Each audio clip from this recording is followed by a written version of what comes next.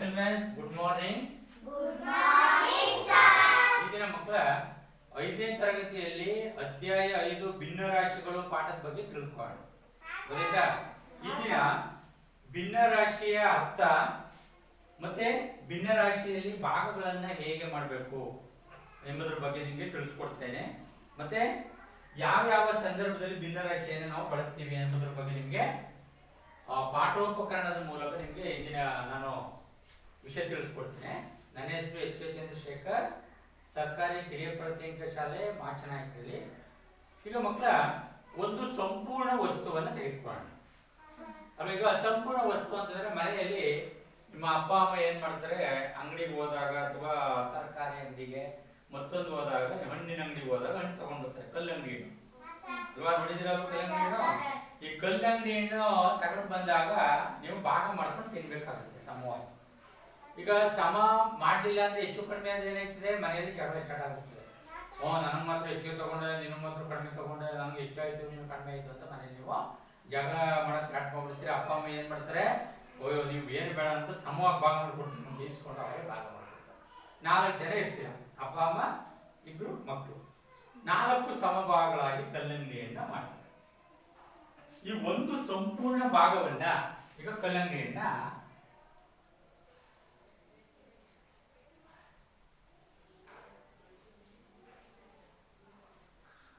ಇದರ ಇಷ್ಟೆಲ್ಲ ಕಲ್ಲಂಗಡಿ ಹಣ್ಣು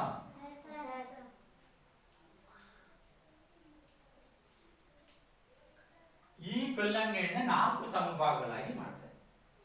ಎಷ್ಟು? ಮೊದಲು ಏನ್ ಮಾಡ್ತಾರೆ, ಮಧ್ಯೆ ಕುಯ್ತಾರೆ. ಎಷ್ಟು ಭಾಗ ಆಯ್ತು?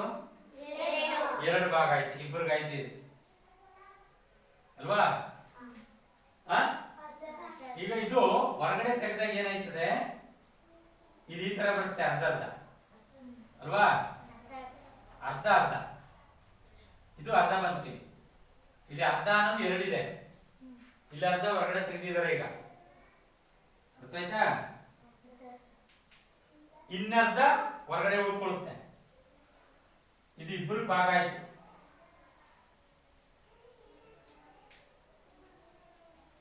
ಈ ಅರ್ಧ ಸೇರಿದಾಗ ಎಷ್ಟೈತೆ ಇದು? 1 ಅಲ್ವಾ? ಇದನ್ನ ನಾವು ಅರ್ಧ ಭಾಗ ಅಂತ ಹೇಳ್ತೀವಿ, 2ನೇ 1. ಹಾಗಾದ್ರೆ ಇಲ್ಲಿ ಒಂದು ಸಂಪೂರ್ಣ ಭಾಗ ನನ್ನ ಹತ್ರ TLM ಇದೆ. ಒಂದು ಸಂಪೂರ್ಣ ಭಾಗವನ್ನ ಯಾವ ತರ ಅರ್ಧ ಮಾಡಿದರೆ ನೋಡೋಣ.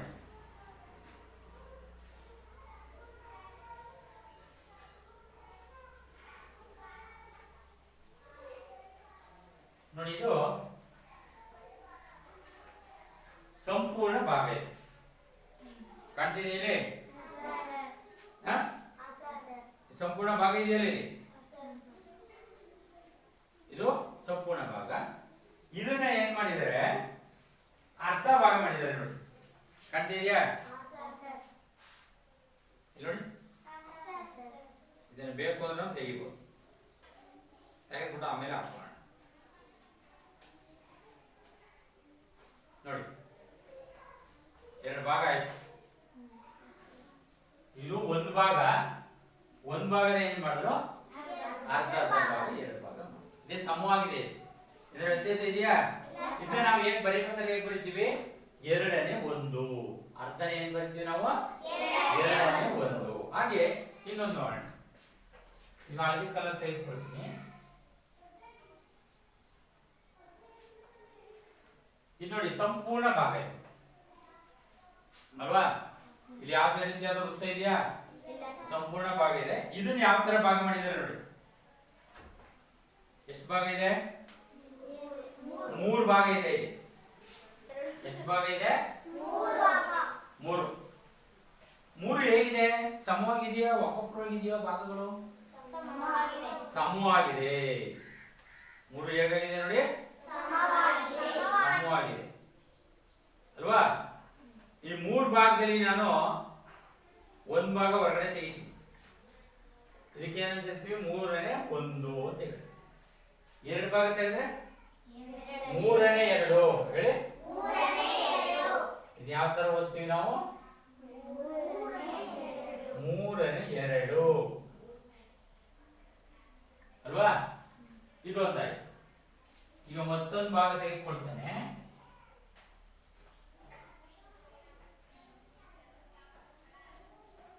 ನೋಡಿ ಬಿಳಿದ್ದು ಎರಡು ಭಾಗ ಮಾಡಿದ್ದಾರೆ. ಒಂದು ಸಂಪೂರ್ಣ ಭಾಗದಲ್ಲಿ ಎರಡಿದೆ, ಜೊತೆಗೆ ಇದನ್ನು ಸಹ ಏನ್ ಮಾಡಿದ್ದಾರೆ ಬಿಳಿದು ನೋಡಿ ಈ ತರನು ಮಾಡ್ಬೋದು ಸಮವಾಗಿ.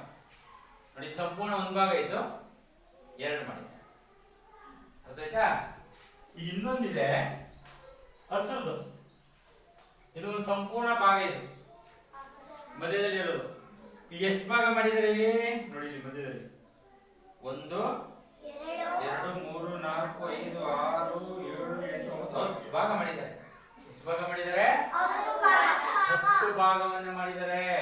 10 ಭಾಗದಲ್ಲಿ ನಾನು ಒಂದು ಭಾಗ ತೆಗಿತೀನಿ. ಎಷ್ಟಾಗಿದೆ? 10ನೇ 1 ಮತ್ತೆ 2 ತೆಗಿತೀನಿ. 10ನೇ 2 ಅಲ್ವಾ? 3 ಭಾಗ ತೆಗೆದಾಗ 3 ಭಾಗ ತೆಗೆದಿದ್ದೀನಿ. 10ನೇ 3 ಇಲ್ಲಿಗೆ ನಾವು ಬಣ್ಣ ಹಚ್ಚು ಮಾಡ್ಬೋದು. ತೆಗೆದು ತೋರಿಸ್ತಾ ಇದ್ದೀನಿ ನಿಮ್ಗೆ. ಮತ್ತೆ 4 ಭಾಗ ತೆಗೆದಾಗ 10ನೇ 4 10ನೇ 5 ಅಂತ ಹೇಳ್ತೀವಿ. ಅರ್ಥಾಯ್ತು? ಈಗ ಭಿನ್ನರಾಶಿ ಅರ್ಥವನ್ನ ತಿಳ್ಕೊಬೇಕಾದ್ರೆ ನಾವು ಒಂದು ಸಂಪೂರ್ಣ ವಸ್ತುವನ್ನು ಸಮಭಾಗಗಳಾಗಿ ಮಾಡ್ತೀವಲ್ಲ, ಇದನ್ನೇ ನಾವು ಭಿನ್ನರಾಶಿ ಅಂತ ಹೇಳೋದು. ಅರ್ಥಾಯ್ತಾ? ಈಗ ಹಾಗಾದ್ರೆ ಭಿನ್ನರಾಶಿ ನಮಗೆ ಸಿಕ್ತು. ಇವೆರಡು ಬರ್ತಿದೀವಲ್ಲ 10ನೇ 2, ಈ 2 ಏನು? ಈ ಕಡೆ ಬರ್ಕೊತೀನಿ. 10ನೇ 5ನೇ ಬರ್ಕೊತೀನಿ. ಈ 5ಕ್ಕೆ ಏನಂತೀವಿ, 10ಕ್ಕೆ ಏನಂತೀವಿ ಗೊತ್ತೇ ಯಾರಿಗಾದ್ರು? ಈ 5 ಇದೆಯಲ್ಲ ಇದು ಅಂಶ ಅಂತ ಹೇಳ್ತೀವಿ. ಹೇಳಿ, ಇದಕ್ಕೆ ಏನಂತ ಹೇಳ್ತೀವಿ? ಛೇದ. ಇದಕ್ಕೆ ಏನಂತ ಹೇಳ್ತೀವಿ? ಛೇದ ಆಗ್ತು. ನೋಡಿ ಈ ತರ ಕೈ ಇಟ್ಕೊಳ್ಳಿ. ಇದು ಕೆಳಭಾಗ ಬರೀತೀವಲ್ಲ ಇದು ಛೇದ, ಕೈ ಮೇಲ್ಭಾಗ ಬರೆಯೋದೇನೋ ಅಂಶ. ನೆನ್ಪಿಟ್ಕೊಳ್ಳಿ ಅದನ್ನ. ಇದು ಗೆರೆ ಇದೆ, ಇಲ್ಲಿ ಗೆರೆಯಿಂದ ಕೆಳಗಡೆ ಬರೆಯೋದು ಅಂತೀವಿ ಛೇದ. ಹೇಳಿ ಎಲ್ಲರೂ. 5ಕ್ಕೆ ಏನಂತೀವಿ? ಹಾಗಾದ್ರೆ ಇಲ್ಲೊಂದು ಸಂಖ್ಯೆ ಬರೀತೀವಿ. ಇಲ್ಲಿ 3 ಏನಂತೀವಿ? 3ಕ್ಕೆ ಅಂಶ. ಗುಡ್. 8ಕ್ಕೆ ಛೇದ. ಈ ರೀತಿಯಾಗಿ ನಾವು ಹೇಳ್ತೀವಿ ಭಿನ್ನರಾಶಿ ಬಗ್ಗೆ. ಗೊತ್ತಾಯ್ತಾ? ಹಾಗೆ ಇಲ್ಲಿ ನಿಮ್ಮ ಅಭ್ಯಾಸದಲ್ಲಿದೆ. ಈಗ ಭಿನ್ನರಾಶಿ ಬಗ್ಗೆ ತಿಳ್ಕೊಂಡ್ರಿ ಅಲ್ವಾ? ಅಭ್ಯಾಸಕ್ಕೆ ಹೋಗೋಣ. ಈಗ ಊಟ 5.1 ತೆಗಿ. 5.1 5ನೇ ತರಗತಿ ತೆಗೆದ್ರ ಊಟ 55 55 ಪುಟ 5.1 ಎಲ್ಲಿದೆ ನೋಡಿ ಚಿತ್ರ ತೆಗೆದ್ರ ಮಾಡೋಣ. ಈಗ 5.1 ಈಗ ನೋಡಿ ಕೆಳಗಿನ ಹೇಳಿ ಯಾವ ಚಿತ್ರಗಳಲ್ಲಿ ಒಂದೇ ಅಳತೆಯ ಭಾಗಗಳನ್ನು ಮಾಡಲಾಗಿದೆ. ಇಲ್ಲಿ ಕೊಟ್ಟಿದ್ದಾರೆ ಎ ಬಿ ಸಿ ಡಿ. ಇಲ್ಲಿ ಸಮಭಾಗಗಳ ಮಾಡಿರೋದನ್ನ ಹೇಳ್ಬೇಕು ನೀವು. ಎ ಸಮಭಾಗ ಆಗಿದೆಯಾ ನೋಡಿ, ಎ ಆಗಿದೆಯಾ? 5ನೇ ಕ್ಲಾಸ್ ಅವ್ರು ನೋಡಿ ಎ ಆಗಿಲ್ಲ. ಬಿ ಆಗಿದೆ, ರೈಟ್. ಬಿಗ್ ರೈಟ್ ಹಾಕೊಳ್ಳಿ. ಬಿಗ್ ಏನ್ ಮಾಡಿ ರೈಟ್. ಇದು ಅಭ್ಯಾಸ 5.1.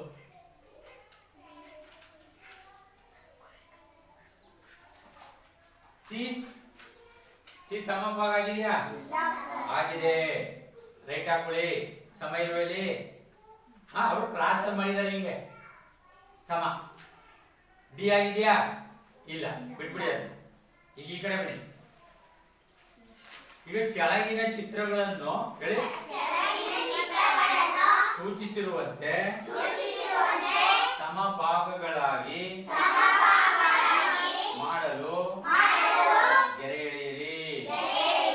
ಈಗ ಸಮಭಾಗ ಮಾಡ್ಬೇಕು. ಈಗ ಒಂದೇದು ಹೇಳ್ಕೊಡ್ತೀನಿ ನೋಡಿ ಯಾವ ತರ ಸಮಭಾಗ ಮಾಡ್ಬೇಕು ಅಂತ. ಸ್ಕೇಲ್ ತಗೊಳ್ಳಿ.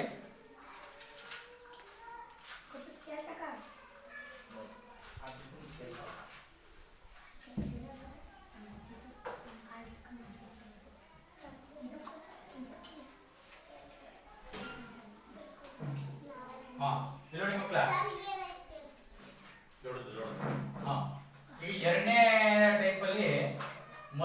ತರ ಚಿತ್ರ ಇದೆ ನೋಡಿ, ಕಾಣ್ತಾ ಇದೆಯಾ? ಇದಕ್ಕೆ ನಾವು ಸಮಭಾಗ ಮಾಡಬೇಕು, ಗೆರೆ ಎಳಿಬೇಕು. ಯಾವ ತರ ಅಂತ ಹೇಳಿ ನೋಡೋಣ. ಸ್ಕೇಲ್ ತಗೊಂಡ್ರ, ಪೆನ್ಸಿಲ್ ತಗೊಂಡ್ರ, ನೋಡಿ ಇಲ್ಲಿಂದ ಇಲ್ಲಿಗೆ ಇಟ್ಕೊಂಡು ಗೆರೆ ಎಳೆದ್ರೆ ಸಮಭಾಗ ಆಯ್ತು. ಎಳೆರಿ ಮೇಲೆ. ಹಾಗೆ ಇಲ್ಲೊಂದು ಆಯತ ಇದೆ,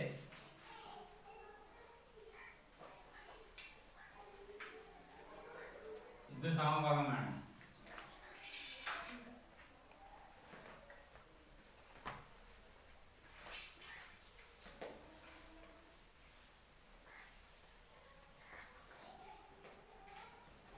ಹೇಗ್ ಮಾಡ್ಬೋದು ಸಮಭಾಗ? ಮಧ್ಯಕ್ಕೂ ಮಾಡ್ಬೋದು, 4 ಭಾಗನೂ ಮಾಡ್ಬೋದು. ಎಷ್ಟಾಗುತ್ತೆ ಅಷ್ಟು ಮಾಡ್ಬೋಣ. ಇಲ್ಲಿ ನೋಡಿ, ಇಲ್ಲಿ ಮಧ್ಯ ಒಂದು ಗೆರೆ ಎಳೀರಿ, ಇವೆರಡರ ಮಧ್ಯೆ ಗೆರೆ ಎಳೀರಿ, ನೋಡಿ ಸಮಭಾಗ ಆಯ್ತು. ಆಯ್ತಾ ಇಲ್ವಾ? ನಾವು ಈ ಮೂಲೆ ಸೇರಿಸಿ ಮಾಡ್ಬೋದು, ಈ ಮೂಲೆ ಸೇರಿಸಿ ಮಾಡ್ಬೋದು. ನೀಟಾಗಿ ಕಾಣುತ್ತೆ ಮಾಡ್ಬೋದು. ಇನ್ನು 3ನೇದು 4ನೇದು ನೀವೇ ಮಾಡ್ಬೇಕು, ಗೊತ್ತಾಯ್ತಾ? ಅದ ಮನೇಲಿ ಮಾಡಿ. 4 ಭಾಗ ಮಾಡಬೇಕು. 4 ಭಾಗ ಮಾಡಿದ್ದೀರಲ್ಲ ಇದು, ಈಗ 6 ಭಾಗ ಮಾಡಿ. ನೆಕ್ಸ್ಟ್ ಚಿತ್ರ, ನೆಕ್ಸ್ಟ್ 8 ಭಾಗ. ಈಗ 3ನೇ ಟೈಪ್ ನೋಡಿ, ನೋಡ್ತಾ ಇದ್ದೀರಾ? 3ನೇ ಟೈಪು ಹೇಳಿ. ಕೆಳಗಿನ ಪ್ರತಿಯೊಂದನ್ನು ಭಿನ್ನರಾಶಿ ರೂಪದಲ್ಲಿ ಬರೆಯಿರಿ. ಈಗ ಬರ್ಕೊಳ್ಳಿ. ಈಗ ನೀವು ಅಲ್ಲೇ ಪೆನ್ಸಿಲ್ಲೇ ಬರ್ಕೋಬೇಕು, ನಾನು ಉತ್ತರ ಮಾತ್ರ ಬರೀತಾ ಹೋಗ್ತೀನಿ.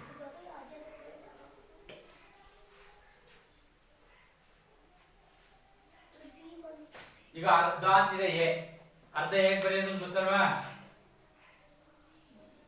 2ನೇ 1, ಇದು ಅರ್ಧ. ಬಿ 3ನೇ 2, ನೋಡಿ ಮಕ್ಕಳ, ಈ ತರ ಬರ್ತದೆ. ಸಿ 10ನೇ 2, ಡಿ 7ನೇ 5, ಇ 16ನೇ 5. ನೋಡಿ, ಇನ್ನು ಉಳಿಕೆ ನೀವೇ ಮಾಡ್ಬೋದಲ್ವಾ? ಎಫ್ ಇಂದ ನೀವೇ ಬರೀಬೇಕು. ಬರೆಯೋದು ಅರ್ಥ ಆಯ್ತಾ? ಇದಿಷ್ಟು ಈ ದಿನ ಪಾಠ. ಇನ್ನು ಮುಂದಿನ ಚಟುವಟಿಕೆಯನ್ನು 4ನೇ ಟೈಪನ್ನು ನಾಳೆ ತಿಳಿಸ್ಕೊಡ್ತೀನಿ. ನಮ್ಮ ಚಾನಲ್ಗೆ ಸಬ್ಸ್ಕ್ರೈಬ್ ಆಗಿ. ನಾನು ನಿಮ್ಮ ಥ್ಯಾಂಕ್ ಯು. ಈ ವಿಡಿಯೋನ ಶೇರ್ ಮಾಡಿ.